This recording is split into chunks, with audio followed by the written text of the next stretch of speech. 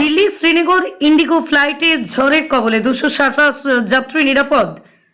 Indigo flight 6E2142 Delhi থেকে শ্রীনগর যাওয়ার পথে তীব্র ঝড় ও শিলাবৃষ্টির কবলে পড়ে।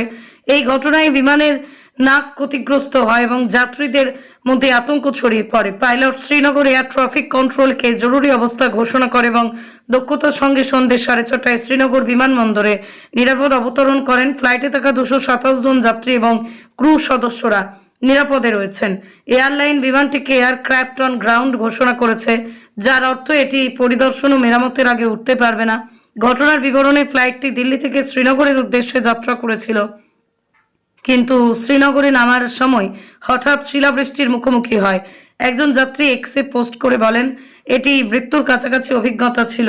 বিমানটি প্রচণ্ড ঝাঁকুনি দিচ্ছিল, ওভারহেড বিন খুলে লাগেজ পড়ছিল। কেবিন ক্রু রেমিটা অত্যন্ত শান্ত ও পেশাদার ছিল। ভাইরাল হওয়া একটি ভিডিওতে দেখা গেছে যাত্রীরা আতঙ্কে চিৎকার করছেন এবং প্রার্থনা করছেন। ইন্ডিগোর মুখপাত্র বলেন, ফ্লাইট 6E2142 দিল্লি থেকে শ্রীনগর যাওয়ার পথে শিলাবৃষ্টির সম্মুখীন হন, তার জন্যই এই ঘটনা। এক্সের প্রতিক্রিয়া, এক্সে ব্যবহারকারীরা পাইলটের দক্ষতার প্রশংসা করেছেন। ইন্ডিগোর পূর্বের ঘটনা, ইন্ডিগোর এটি প্রথম জরুরি অবতরণ নয়।